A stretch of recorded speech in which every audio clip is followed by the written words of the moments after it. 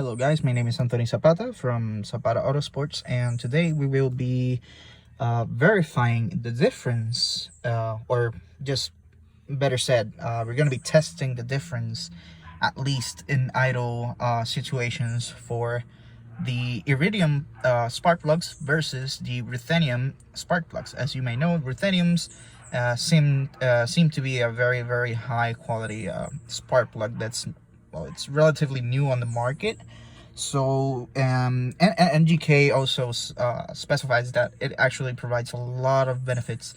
So and it also provides a much better fuel burn. So we're gonna be testing that.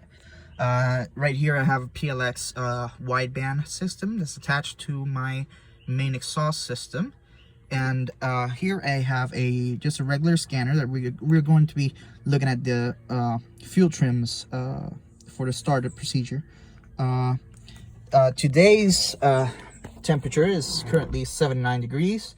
It's actually very moist and humid in the air, so we're gonna have, I just wanted to point that out, since we want to have a similar comparison between both spark plugs, and humidity and temperature is actually a very big part of the fuel combustion procedure. So this is a Nissan 350Z 2004.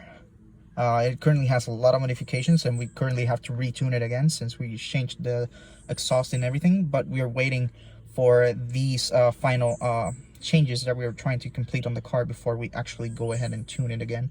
So I just wanted to make this video because I haven't seen much of the Ruthenium spark plugs on YouTube and on pretty much on anywhere. So I just wanted to make this video just to see what kind of difference we can see in the fuel trims and on the wideband gauge. If the Ruthenium spark plugs are as good as NGK specifies, we should see a higher fuel trim, on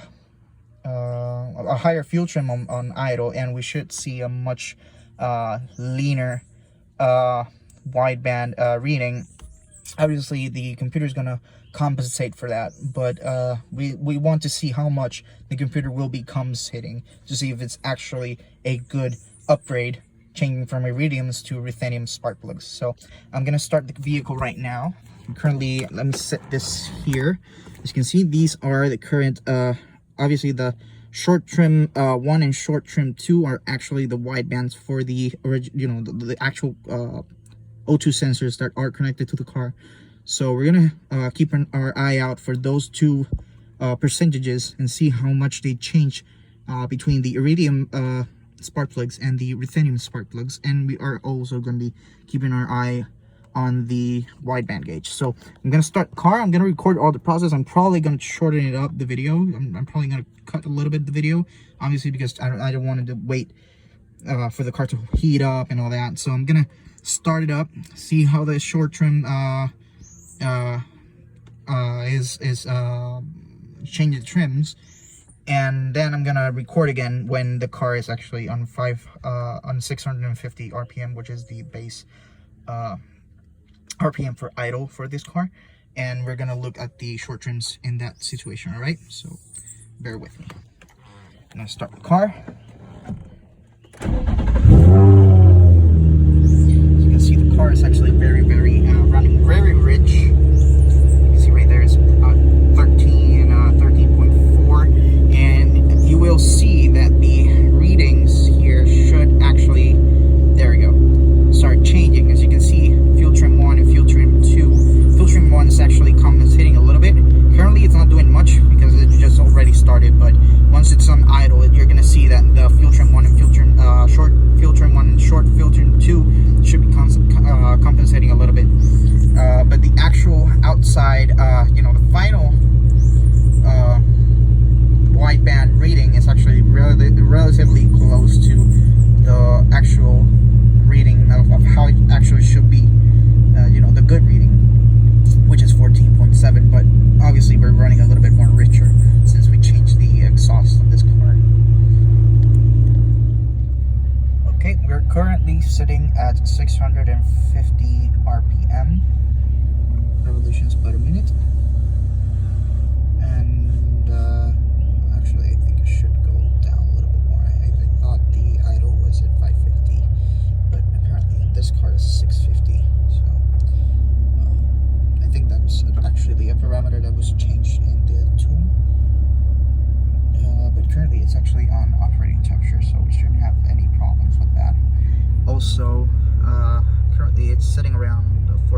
13.2 and 13.9. That's the approximate fuel ratio that's actually running the car. I'm gonna have a look at the short trims. There we go. So currently, the short trim bank 1 is currently sitting at 2.3 percentages. I thought the percentages were actually going to be a little bit higher. I don't know if this is actually an issue with the tune. Probably it is. So if we actually install the Ruthenium spark plugs, we should see the short trim bump up a little bit. So we actually now managed to remove the spark plugs from the car. As you can see, these are double platinum spark plugs stock for the 350Z. This is NGK. There we go. And as you can see, it's just a single electrode design. Meanwhile, the Ruthenium spark plugs is actually a double electrode design, as you can see right here. It's all rated for the same car. There you go, you can see. As you can see from the condition of the spark plugs removed from the car, you can see there's a lot of carbon buildup on the spark plug. Obviously, you're gonna see a little bit of wear and tear because of the use of the spark plug, but you can see a little bit of a blackness and a little bit of a residue on the spark plugs. That's because of the rich setup it's currently running on. We're gonna have to obviously tune that out eventually. But yeah, we're gonna install now the Ruthenium spark plugs and see the difference between these and the regular double platinum spark plugs. So the car is now on operating temperature. As you can see, the air fuel ratio on idle is slightly higher, and it's actually much more steadier than before. Temperature is currently at idle. It's actually sitting at 650. Outside temperature is 75. It's actually very humid. As you can see, still see water on the windshield of the car, so it's actually really humid. But based on the fuel trims from the idle, the car is still removing fuel from the trims. Slightly different numbers than before. As you can see, you're actually removing more fuel from the second bank than the first bank. I do not know why that is happening. I will be researching that very soon. We now have to actually test it while driving.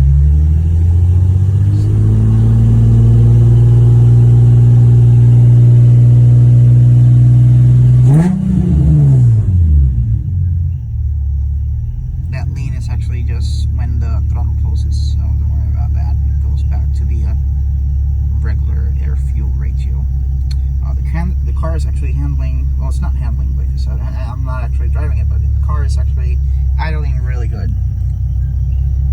So I'm gonna be driving this and let you guys know any updates in the future of how the car is actually working and how it's actually doing.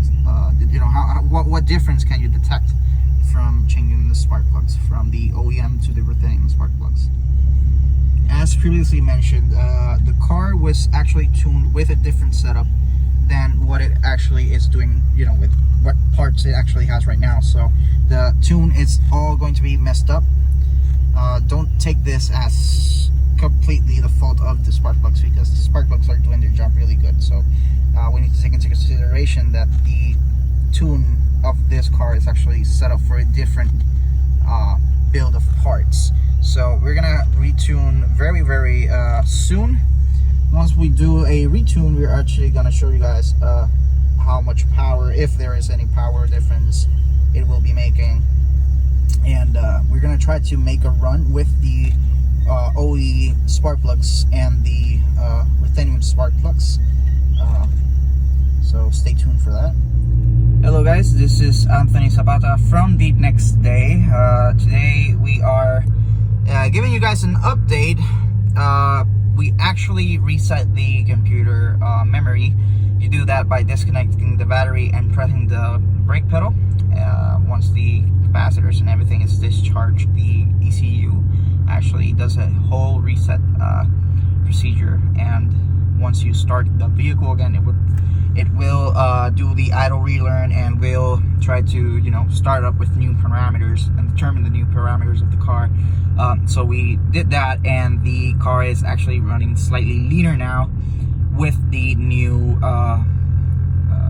idle setup and the new map, pretty much the new variables and new parameters.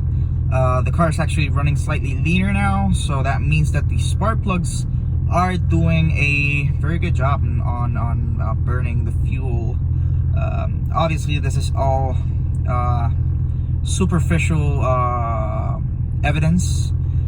We will need to analyze this slightly better once the car is actually on the dyno, and we do pulls and stuff, and we modify the actual air fuel map and the fuel map of the car, and we actually tune the car to the new components. Then we shall actually see a difference on power, hopefully.